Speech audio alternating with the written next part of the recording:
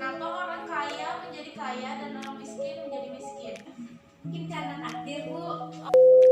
Ya, Bu. Bisa gabung videonya sampai 1 jam. Mulai pelajaran, mari kita membaca doa-doa dimulai. Sama menyimak video yang Ibu tampilkan ini.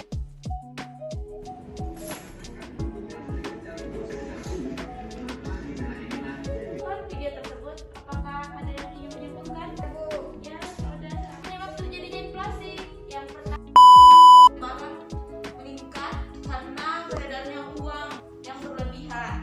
Ketika orang yang uang mewah, bukan ada yang ngerti ya? Nah, itu kan Amerika mencetak uang seperti orang gila. Tujuan mereka sebenarnya baik untuk membantu masyarakat dengan memberikan bantuan-bantuan. Namun mereka semua Ibu. 1, 2, 3.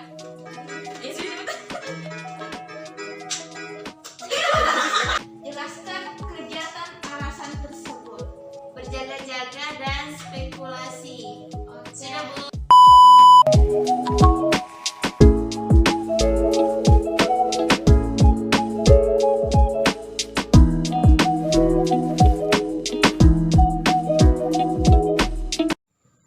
Ada pendahuluan, kegiatan inti, dan juga penutup. Pertama kita pendahuluan.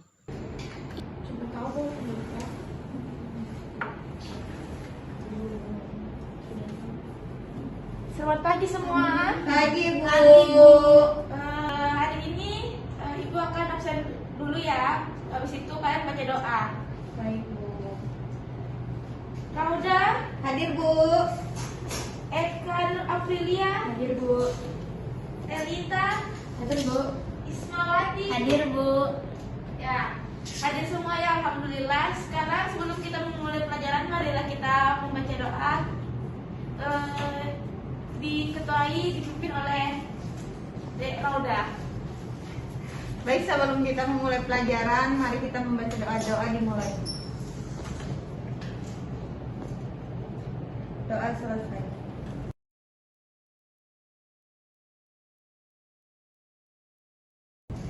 Ya, hari ini kita akan melanjutkan materi yang kemarin yaitu tentang inflasi. Nah, sebelum kita masuk materi, kita mari sama-sama menyimak video yang Ibu tampilkan ini ya. Baik, Bu.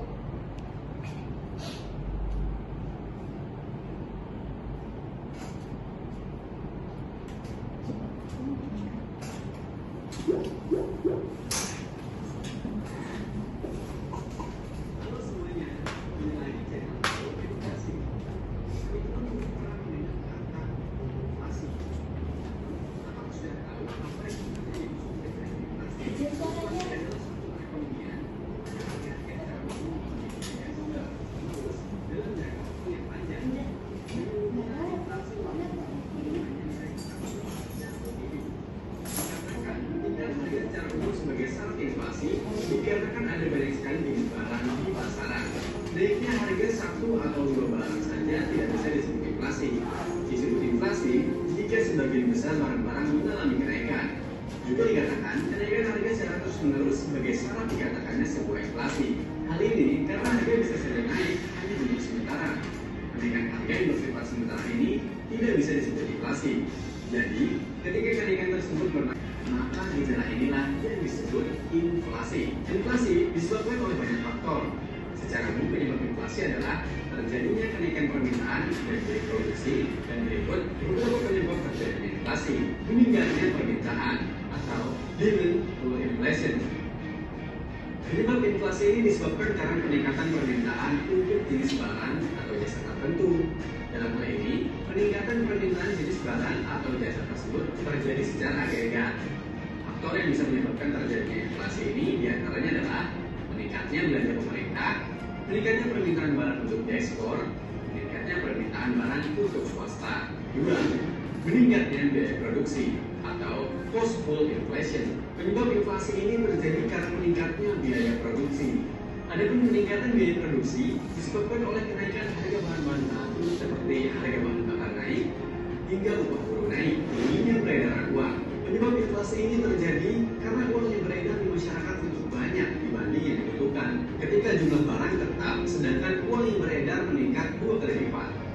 bisa terjadi kenaikan harga-harga hingga 100%. Hal ini bisa terjadi ketika pemerintah menerapkan sistem anggaran defisit, di mana kekurangan anggaran tersebut diatasi dengan mencetak uang baru.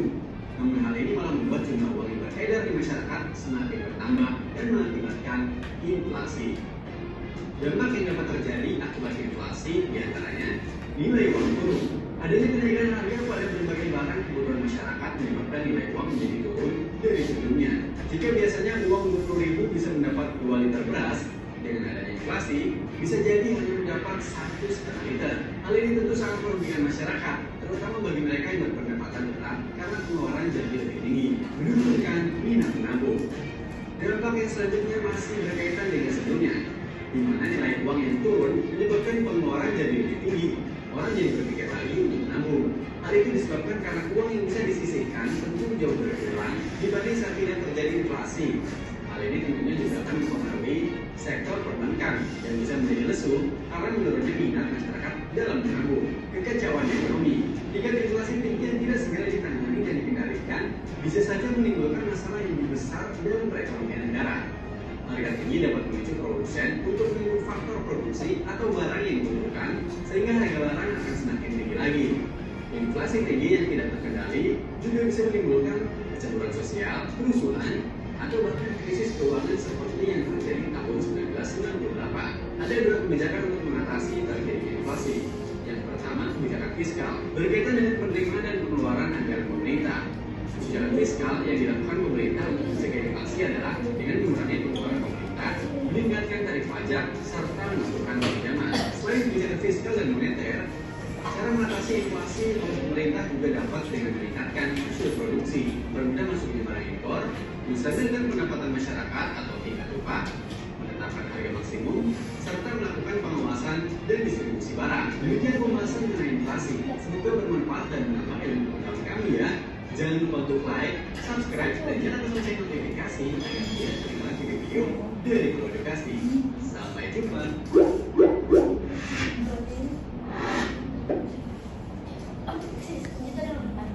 Jika tersebut ada yang ingin menyimpulkan apa itu inflasi?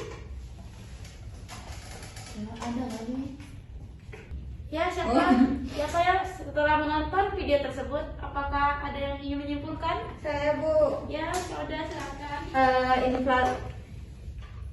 Inflasi itu dapat dikatakan sebagai kenaikan harga barang dan jasa secara umum dan terus-menerus dalam jangka waktu tertentu. Deflasi merupakan kebalikan dari inflasi, yakni penurunan harga barang secara umum dan terus-menerus. Perhitungan inflasi dilakukan oleh Badan Pusat Statistik atau BPS. Mungkin itu saja Bu dari saya. Terima kasih. Oke, pintar Rauda. Bagus jawabannya, bagus. Berarti Rauda telah menyimak video tersebut. Ibu akan membahas. Kan tadi sudah videonya itu tentang mengenai inflasi dan Rauda sudah menyimpulkan apa itu inflasi. Ya, inflasi itu yaitulah kenaikan harga barang dan jasa secara umum dan terus-menerus dalam jangka waktu tertentu. Nah, terus penyebab terjadinya inflasi yang pertama ialah meningkatnya biaya produksi. Yang kedua yaitu tingginya permintaan. Jika permintaan terhadap suatu barang atau jasa naik, maka hal itu akan mengakibatkan penyediaan faktor produksi dan barang menjadi menurun. Sementara itu, pengganti atau substitusi untuk barang dan jasa tersebut terbatas bahkan tidak ada. Keadaan yang tidak seimbang itulah yang akan menyebabkan harga barang dan jasa menjadi naik. Nah, sebelum kita melanjutkan ke materi selanjutnya, mari kita menyimak video bersama-sama. Video kedua yaitu kenapa harga barang selalu naik dalam masalah inflasi yang pertama.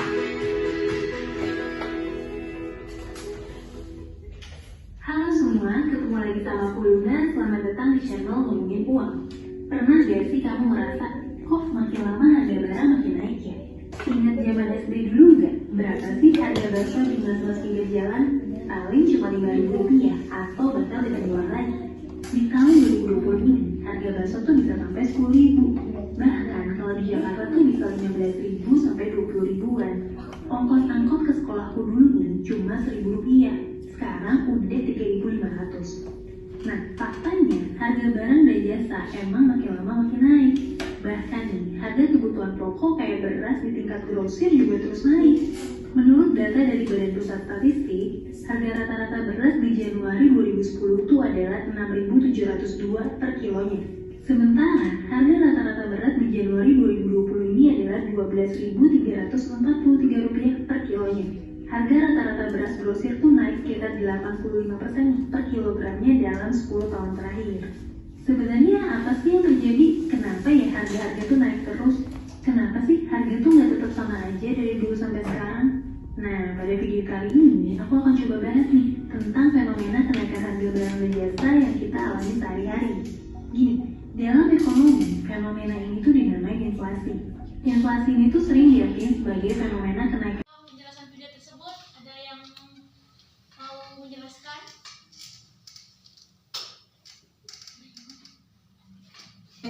Oke, Eka, silakan. Jadi penyebab inflasi itu secara umum penyebab inflasi akibat kenaikan biaya produksi adalah karena adanya desakan biaya produksi yang semakin naik. Inflasi ini dapat terjadi kepada negara yang ekonominya sedang bertumbuh dan berkembang. Oke, bagus sekali jawabannya, Eka.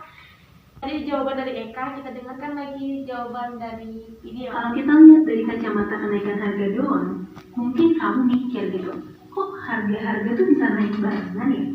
Apa para pedagang diam-diam janjian buat naikin harga barang dagangannya? Enggak, fenomena ekonomi itu terjadi dengan natural karena ada perubahan di beberapa komponen dalam perputaran roda ekonomi. Selain berkaitan dengan kenaikan harga ini, inflasi itu juga bisa diartikan sebagai penurunan dari nilai uang yang kita punya. Simpelnya, barang atau jasa yang bisa kita beli dengan uang 100.000 di tahun 2010 itu tuh nggak sama dengan apa yang bisa kita dapetin dengan jumlah uang yang sama di tahun 2020. Oh iya, inflasi ini tuh juga biasanya diimbangi dengan kenaikan upah atau gaji karyawan setiap tahunnya. Misalnya nih, upah minimum di Jakarta tahun 2010 itu cuma 1.100.000-an. 10 tahun kemudian di tahun 2020, upah minimum di Jakarta tuh udah naik sampai 4,2 juta per bulan. Nah, banyak orang yang salah mengartikan bahwa kenaikan harga barang setiap tahun ini adalah cermin dari ekonomi yang buruk. Padahal sebetulnya nggak juga. Dalam konteks inflasi ini, nggak cuma Indonesia doang yang mengalami inflasi. Negara-negara lainnya juga mengalami inflasi. Dan bisa dibilang fenomena inflasi ini tuh wajar dan umum terjadi. Bahkan nih, di negara-negara yang dianggap paling maju dari segi ekonominya, misalnya Jerman, Amerika, Jepang, Singapura, dan lain-lain juga mengalami inflasi. Inflasi itu biasanya dinyatain dalam bentuk persentase. Di Indonesia sendiri, data inflasi ini tuh dirilis oleh Badan Pusat Statistik atau BPS. Jadi BPS itu bakalan memonitor pergerakan harga barang dan jasa setiap bulannya. Yang dimonitor tuh macam-macam ya. Mulai dari harga-harga kebutuhan pokok yang dibutuhin semua orang, perumahan, listrik, pendidikan, kesehatan, transportasi, bahan bakar, sampai rekreasi. Nanti nih, BPS juga yang akan ngolah datanya sampai didapat berapa sih angka inflasi di Indonesia. Nah, kita sebagai masyarakat bisa nih ngelihat angka inflasi yang dirilis oleh BPS tersebut di website Badan Pusat Statistik ataupun di website Bank Indonesia. Misalnya nih, inflasi tahun 2019 itu ada di angka 2,72%. Artinya nih, secara rata-rata ada kenaikan harga sebesar 2,72% untuk barang dan jasa di Indonesia di tahun 2019. Inflasi atau kenaikan harga ini tuh tidak selalu dipicu oleh kebijakan pemerintah atau lembaga tertentu doang, tapi bisa juga terjadi secara natural yang prosesnya itu dilakukan tanpa sadar oleh kita semua sebagai pelaku ekonomi. Entah kita sebagai pedagang, pemberi jasa, pemberi upah, produsen pabrik, sampai peran penjual di toko-toko retail. Sekarang kita akan bahas apa sih penyebab terjadinya inflasi? Oke, dalam ekonomi, penyebab terjadinya inflasi itu bisa kompleks banget. Tapi coba yuk, aku akan coba jelasin ini dengan cara yang paling sederhana. Di sini, aku akan bahas 4 hal yang bisa menjadi penyebab inflasi. Yang pertama adalah demand dan supply, yang kedua adalah peningkatan biaya produksi, yang ketiga adalah peredaran uang, dan yang terakhir adalah impor barang. Oke, sekarang kita mulai dari faktor demand dan supply. Demand itu adalah permintaan, sementara supply itu adalah penawaran.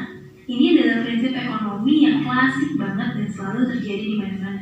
Simpelnya nih, kalau banyak orang yang mau satu barang tertentu, tapi jumlah barangnya itu terbatas, ya harganya akan cenderung naik. Sebaliknya nih, kalau jumlah barangnya ada banyak, tapi orang yang pengen barang itu tuh sedikit, ya harganya akan cenderung turun. Nah, apa sih yang bikin demand atau permintaan masyarakat terhadap barang dan jasa naik? Ada banyak faktornya. Misalnya nih, jumlah penduduknya bertambah, pendapatan masyarakat bertambah, atau bisa juga karena selera masyarakat. Contohnya nih, pas demam Korea, demam terhadap perintilan Korea kan jadi naik tuh, mulai dari makanan, make up, sampai aksesoris dan fashion Korea. Lanjut ke poin selanjutnya, yaitu meningkatnya biaya produksi. Jadi gini, barang-barang yang kita pakai sehari-hari itu kan diproduksi nih oleh perusahaan ataupun oleh home industry. Nah, dalam proses produksi, tentu produsen tuh harus ngeluarin biaya produksi dong, untuk beli bahan baku, untuk beli mesin produksi, bayar tenaga kerja, sampai bahan bakar. Misalnya, tahun 2013 sampai 2014 lalu kan sempat ada kenaikan harga bahan bakar minyak dengan kenaikan harga bensin premium. Nah, mungkin kamu mikir, bensin doang yang naik? Jangan salah, bahan bakar minyak itu punya peran yang sangat krusial dalam perputaran roda ekonomi. Bensin dan solar itu jadi rantai penggerak distribusi barang di seluruh Indonesia. Coba kamu bayangin deh, misalnya nih, ada satu perusahaan pembuat roti gitu. Harga bahan baku roti seperti tepung dan telur itu mengalami kenaikan karena biaya distribusinya naik akibat kenaikan harga BBM. Si perusahaan rotinya juga harus ngeluarin budget lebih nih buat biaya distribusi karena kenaikan harga BBM. Simpelnya, biaya produksi perusahaan roti tersebut tuh jadi naik dan pada akhirnya pedagang dan masyarakat secara umum. Contoh lainnya itu biaya tenaga kerja. Dan itu berkaitan banget nih sama UMR. Kalau UMR naik, perusahaan atau pemilik usaha itu kan harus ngeluarin budget lebih nih buat bayar tenaga kerja. Biaya produksi dari sisi tenaga kerja itu naik. Dan ujung-ujungnya, perusahaan harus naikin harga produknya yang dijual ke masyarakat. Mungkin ini juga bisa dijawab nih, kenapa sih pemerintah nggak naikin UMR jadi setinggi-tingginya aja biar para pekerja sejahtera? Nah, salah satu alasannya, kalau kenaikan UMR dilakukan dalam jumlah signifikan dan dalam waktu singkat, para pengusaha yang membayar upah itu akan terbebani dengan biaya produksinya yang tinggi, sehingga mereka tuh bakalan naikin harga barang yang dijual ke masyarakat. Ujung-ujungnya, walaupun gaji naik, tetap aja harga barang-barang tuh ikutan naik juga. Lanjut ke poin selanjutnya, yaitu karena jumlah uang beredar. Aku akan coba jelasin ini pakai satu contoh dulu ya. Ketika menjelang hari raya Lebaran, para pegawai dan karyawan tuh umumnya kan dapat THR nih. Gampangnya sih, mereka tuh dapat ekstra sekitar 1 kali gaji menjelang hari raya. Nah, otomatis pada bulan tersebut mereka dapetin uang 2 kali lipat dari biasanya dong.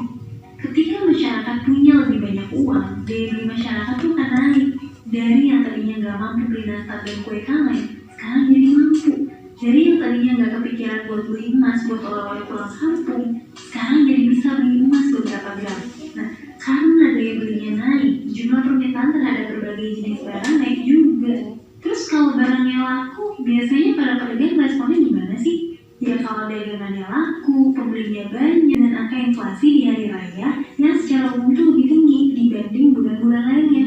Karena memang masyarakat tuh punya lebih banyak uang dan cenderung lebih konsumtif saat hari raya.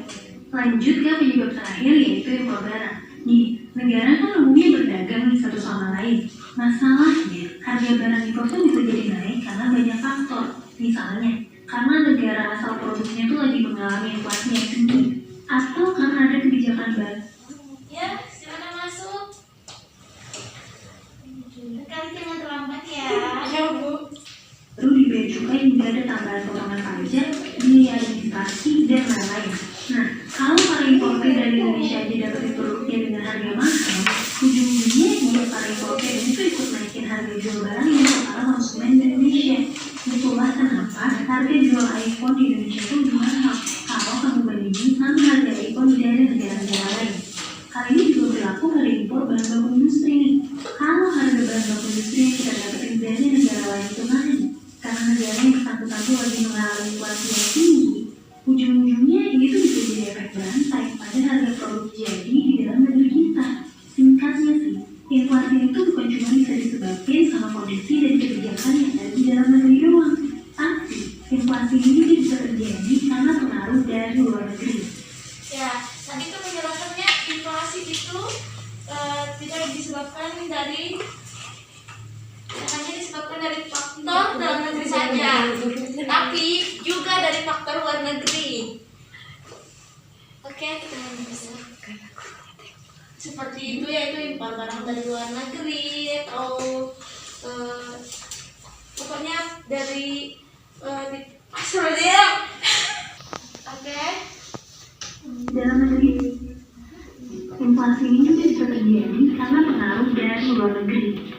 Oke deh, itu adalah 4 faktor yang bisa jadi penyebab inflasi. Penyebab inflasi tentu bukan cuma 4 itu doang ya. Nanti ada banyak faktor lainnya juga. Mungkin faktor lain itu akan aku coba bahas di kesempatan yang lain. Oke, gitu aja yang mau aku sampaikan. Semoga video ini bisa bermanfaat untuk kita semua.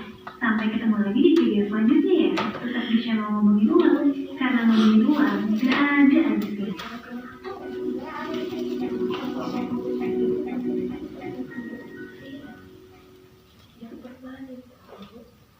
Saya bilang ini peaknya, angka 9,1% itu menunjukkan core inflation. Nah, bagaimana inflasi itu semuanya, termasuk minyak dan gas yang harganya itu naik all time high di $5 per gallon. Nah, kalau kita nggak perfect di sana, kita bilang core inflation, yaitu semuanya dikurangin pangan dan minyak dan gas. Nah, core inflation itu justru pertumbuhannya berkurang, tapi still inflation. Pemerintah mereka bilang kalau mereka bakal pakai strategi soft landing buat ngurus inflasi ini. Pelan-pelan turunin targetnya biar inflasi di 2,6% di tahun 2020. Yang ngaruh itu angka pengangguran harus naik kalau misalnya ada tingginya. Tapi mereka lagi menjaga di bawah 4%, yang sekarang itu sekitar 3,6% pengangguran. Nah, tapi sebenarnya kita nggak tahu ini bakal hard landing, bakal keras, atau bisa soft landing kayak yang mereka kan. Cuma yang kita bisa lakuin itu kayak biasa, personal finance, cash cushion, live frugal, jangan malah hedon sekarang, siapin war chest kalian. Tapi kalau menurut kalian gimana? Nah, perhatikan semua ya. Kalau menurut buku atau materi inflasi, apa yang kita harus lakukan ketika terjadi inflasi?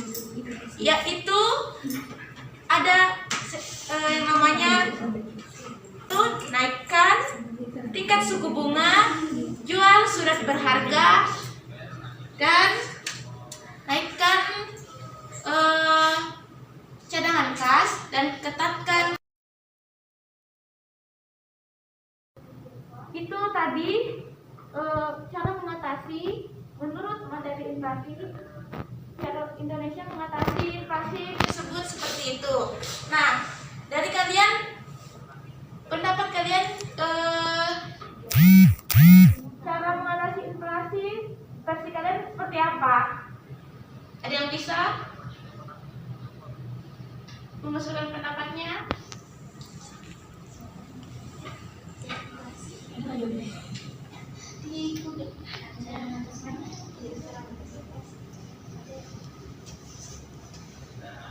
Saya Bu, Oke. jangan menaikkan tarif pajak.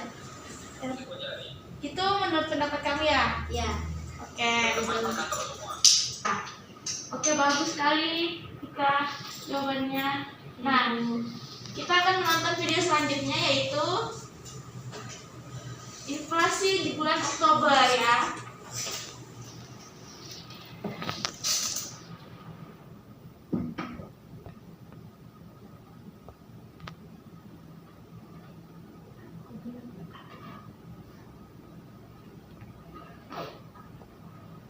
Kita mendengarkan penjelasan dari Koko Raini. Selama campaign ini, aku banyak menggunakan Grammarly untuk menulis personal statement yang nanti akan aku gunakan untuk mendaftar kuliah. Grammarly juga cocok bagi teman-teman yang banyak dapat tugas.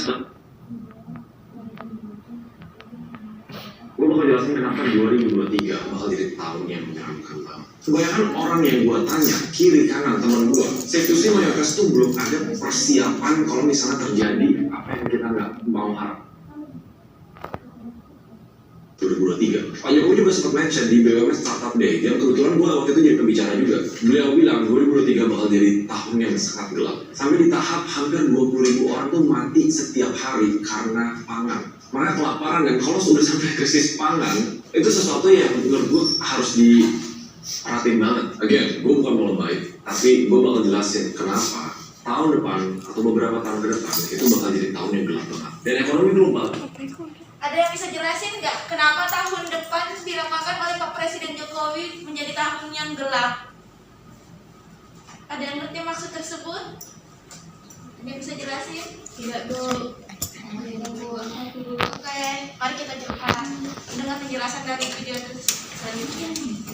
Kalau itu sebenarnya kayak domino, kayak lingkaran setan. Kalau misalnya satu jatuh dan yang lain nggak bisa dipertahankan, itu bakal runtuhin semuanya. Sebelum gue bahas apa yang kalian harus lakuin, kalian harus ngerti apa yang lagi terjadi di dunia sekarang. Dan gue bakal lagi ke 5 chapter besar biar kalian benar-benar ngerti seberapa seremnya situasi kita sekarang. Honestly, gue jarang di awal video gue minta kalian untuk share atau komen atau kayak kasih videonya ke teman kalian. Tapi gue sewari itu, kalau misalnya kita nggak siapin sesuatu sekarang juga, kita bakal kaget kalau misalnya seadanya apa yang gak diinginkan terjadi di tahun depan. Dan sedihnya, mayoritas yang terdampak dengan krisis ini itu orang menengah ke bawah. Di sini kalian bakal benar-benar ngerti kenapa quote orang kaya jadi lebih kaya lagi dan orang miskin jadi lebih miskin lagi. Kan?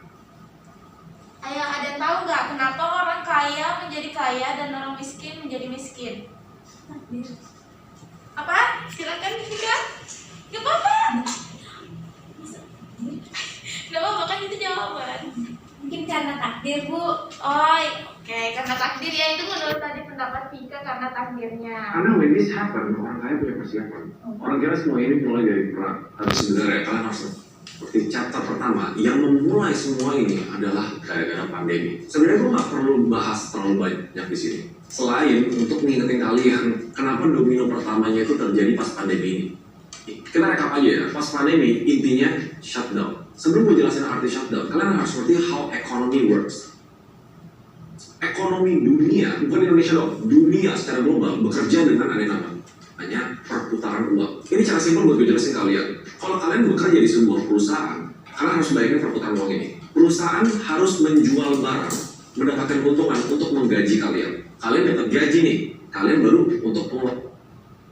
Ada yang tahu nggak ini namanya lingkaran apa? Lingkaran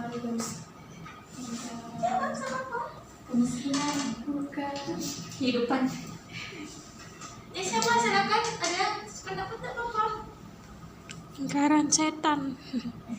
Ya, ini namanya lingkaran setan kemiskinan. Pengeluaran naik, pengeluarannya apa? Untuk misalnya gadget, jalan-jalan, kehidupan, investasi, yang ujung-ujungnya uang harus muter ke bisnis lagi. Jadi perputaran yang luar biasa besar ini tiba-tiba di stop gara-gara pandemi. Bisnis nggak bisa dapat customer, kita nggak bisa keluar untuk ya spend uang kita. Kalau kalian ngira ekonomi itu sekedar oh yang penting uangnya ada, terus nggak bakal fresh, itu salah besar. Karena ekonomi itu bukan tentang berapa banyak uang, tapi seberapa banyak perputaran uang itu. Namanya ya kayak nggak ngerti ya dampak dari pandemi ini dan apa yang dilakuin sama Amerika pas pandemi ini terjadi itu mungkin menjadi step one dari semua kegagalan ekonomi dunia ini. Sebenarnya bukan cuma Amerika doang yang ngelakuin ini on a global level ya, mereka ngelakuin ini, tapi Amerika yang paling disorot karena mereka paling jor-joran banget. Ada yang tahu nggak kenapa Amerika paling disalahkan tentang kejadian inflasi ini yang akan diramalkan tahun depan akan gelap? Ya, Ibu akan jelaskan ya. Karena Amerika mengeluarkan jumlah uang yang sangat banyak atau uang beredar itu sangat banyak. Mereka mencetak uang sebanyak-banyaknya. Tujuan mereka sebenarnya baik untuk membantu para warga masyarakat yang sedang kesusahan. Namun hal ini mereka tidak memikirkan ke depannya akan berdampak buruk seperti yang kita saat ini, yaitu harga kenaikan barang meningkat karena beredarnya uang yang berlebihan. Nah, karena Amerika dia mencetak uang banyak sekali sehingga harga barang itu naik. Oke, kita akan lanjutkan video selanjutnya. Kalau kalian bisa tebak apa yang dilakukan sama mereka, we go to chapter 2. Step 1 yang dilakuin sama seluruh dunia pas pandemi happen. Kalau kalian ngerti konsep ekonomi tadi, negara mau uang berputar. So what do you do? Amerika print uang kayak orang gila. Mungkin ada yang ngerti ya? Nah, itu kan Amerika mencetak uang seperti orang gila karena mereka mencetak uang. Tujuan mereka sebenarnya baik untuk membantu masyarakat dengan memberikan bantuan-bantuan, namun mereka tidak memikirkan ke depannya akan bisa berdampak inflasi yang sangat merugikan untuk masyarakat. Print uang, sesimpel kalau misalnya kalian ya buka email, tiba-tiba nih duit $200 gratis buat kalian. Itu duit dari mana? Fun fact-nya, Amerika nge-print uang selama pandemi itu jauh lebih banyak dibanding apa yang mereka print selama berapa puluh tahun terakhir. Nah, kan di sini penjelasannya Amerika nge-print uang sampai berlebihan dari tahun kemarin. Gila itu, tujuannya apa? Tujuannya sebenarnya harusnya bagus. Niatnya mereka ngasih uang ke orang-orang yang terdampak pandemi ini. Satu, memang biar mereka hidup. Dua, biar mereka pakai uangnya untuk memutarkan ekonomi. Biar mereka tetap spending, biar mereka tetap invest. Biar uangnya berputar. Makanya kita lihat ya, pas pandemi, everything shut down. Memang the stock market crash like crazy. Tapi menurut gue yang aneh, stock market itu, kayak bursa saham itu nggak berbanding lurus sama ekonomi. Kenapa mereka bisa recover secepat itu? Because the money is there. Tapi sebenarnya topik yang gue mau bahas sih, yang jadi domino untuk beberapa chapter ke depan itu bukan stock market. Ya kalian bayangin aja, kalau orang sehari-hari dapat duit gratis tanpa mereka harus ngapa-ngapain, mereka bakal make decision yang lebih nggak rasional untuk uang itu. Salah satu opsi yang mereka lakuin untuk spend money adalah invest di properti. Pasti kalian mikir, kenapa properti gitu? Ya aman-aman aja dong, atau gimana dong? Tapi kalau kalian lihat semua krisis ekonomi, salah satu yang paling besar krisis properti, housing crisis di 2008 dan beberapa tahun sebelumnya, mungkin keputusan yang kesannya sepele dikasih uang gratis investasi di properti itu kayak ya udah fine ya, ternyata bisa jadi salah satu dampak yang ngeri banget. Oke, tapi gue gak bakal bahas detail sekarang dulu di chapter ini karena ada beberapa step yang gue harus bahas dulu biar kalian ngerti the full picture. Yang penting kalian tahu pandemi shutdown printing money. Chapter 2, inflasi dan tightening. Apa dampak dari pandemi, apa dampak dari decision semua negara untuk print money? Basic konsep dari inflasi adalah peredaran uang terlalu banyak dan harga-harga semua naik. Di saat ini juga kalian nggak perlu buat sebutin semua inflation rate di dunia termasuk di Indonesia apa harga-harga yang naik karena kalian sendiri pasti ngalamin. Dan mungkin ini belum puncaknya, lebih dari 90% negara emerging termasuk Indonesia ya ngalamin inflasi pangan di atas 5%.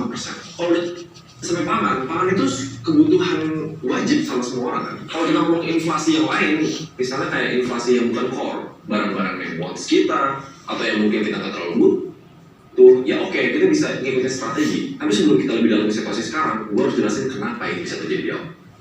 With that much money di chapter 1, mereka print untuk berharap orang spend money. Sesimpel rumus ekonomi bikin semua harga naik. Yang harusnya jadi niat baik semua negara untuk kasih uang ke warganya biar ekonomi muter, backfire, dan mereka sadarnya telat. Mereka harus sadar, damn, uangnya kebanyakan, gue harus ngapain? Gue harus tarik uang itu dari peredaran. Gue harus make sure harga-harga tuh nggak senaik itu. Ini makanya kalian sering baca di news yang namanya tightening, yang namanya naikin suku bunga. Dan itu part 2 dari chapter ini, yaitu tightening. Seluruh dunia, ya termasuk Indonesia, naikin yang namanya suku bunga. Surprise.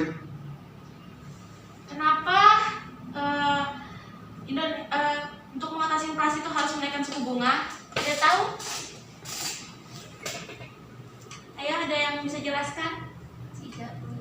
Oke, gue akan jelaskan. Kenapa Indonesia harus menaikkan tingkat suku bunga untuk mengatasi inflasi agar bisa mengendalikan yang namanya peredaran uang tersebut yang secara berlebihan.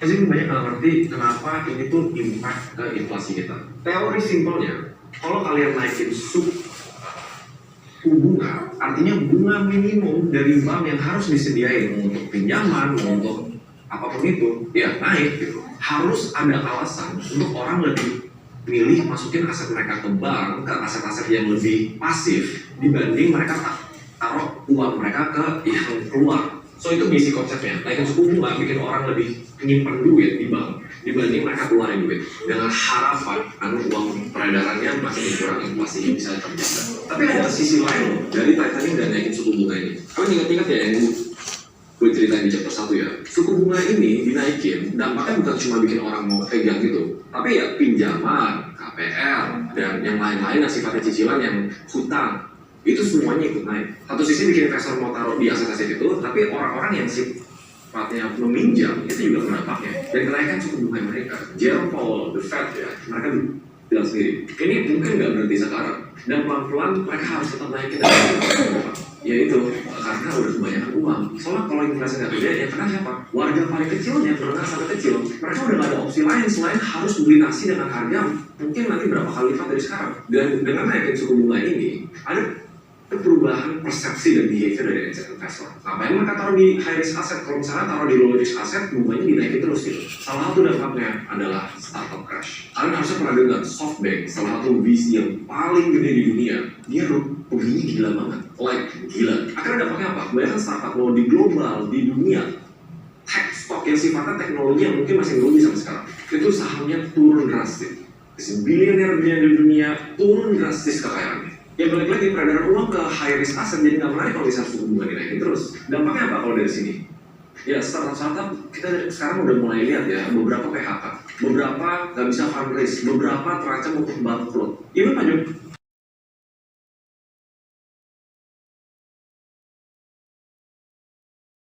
Ibu akan nanya ke kalian dengan caranya ini pulpen. Ibu akan putar lagunya. Kalau lagunya berhenti ini pulpen berhenti di kalian, maka kalian menjawab pertanyaan dari ibu ya. Mana pertanyaannya? Semua? Dari ibu. Oke, ibu mulai pulpennya dari sini ya, Vika ya. Nanti Vika kalau lagunya diputar, kasih oper-oper ke teman-temannya ya. Nanti pulpennya berhenti di mana, ibu akan tanya yang di situ. Ya Bu. 1, 2, 3.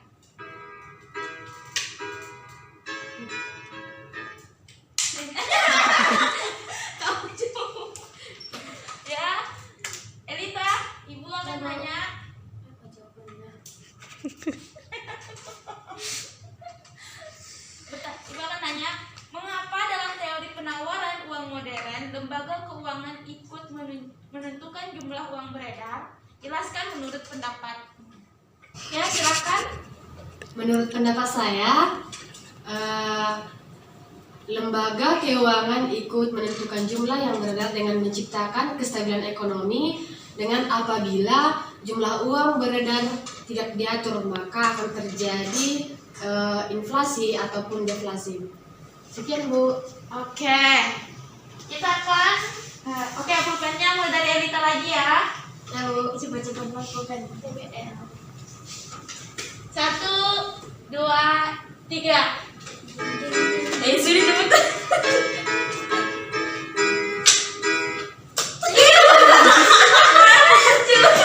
Isma Bu. Ya, Isma. Apa yang harus dibacain? Itu baca. Ibu akan bertanya. Keynes dikenal karena salah satu teorinya yaitu liquidity preference of money. Teori tersebut menyatakan bahwa terdapat 3 alasan utama orang memegang uang. Jelaskan kegiatan alasan tersebut. Menurut pendapat saya yaitu liquid preference of money terdiri dari transaksi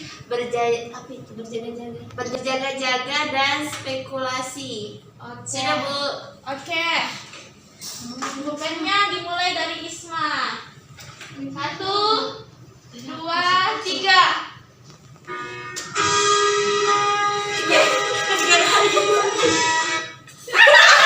Ya, Eka. Terima kasih Bu. Pertanyaan selanjutnya untuk Eka. Mengapa indeks harga konsumen dijadikan sebagai indikator perhitungan inflasi? Jadi karena IHK mencerminkan perubahan harga dari waktu ke waktu sehingga digunakan sebagai indikator inflasi maupun deflasi. Semakin tinggi nilai IHK maka laju inflasi juga semakin tinggi. Oke, bagus.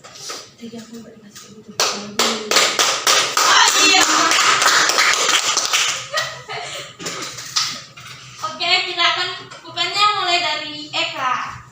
Agak dilamain dong Bu. Ya. Ngapain sih? Belum masih aku. Ya, bukan yang. Ya. Vika. Bisa nggak buat videonya sampai 1 jam? Pertanyaannya, mengapa inflasi dapat mengurangi kesejahteraan hidup individu maupun masyarakat di suatu negara? Ayo, mengapa? Ya Bu, karena inflasi dapat menyebabkan pendapatan masyarakat turun sehingga kesejahteraannya juga turun. Oke. Oke. Selanjutnya, pulpennya dimulai dari Tika. Bu, musiknya nggak seru. Anak pernah yang gue. Iya Bu, jangan ngomong Bu. No comment. Lagi. Ya. Yuk.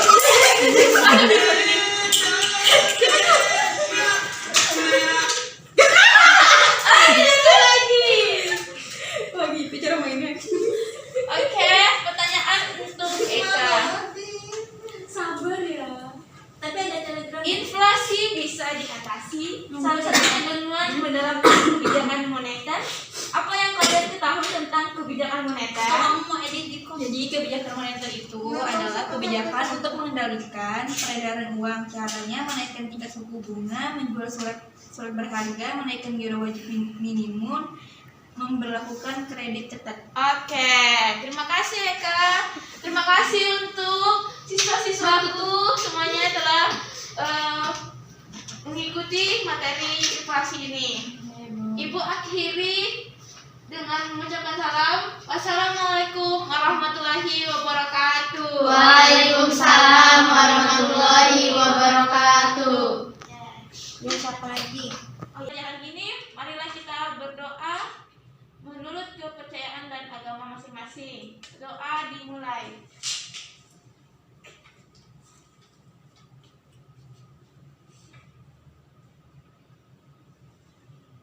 Ya, berdoa selesai. Terima kasih semua siswa-siswaku. Terima kasih Bu.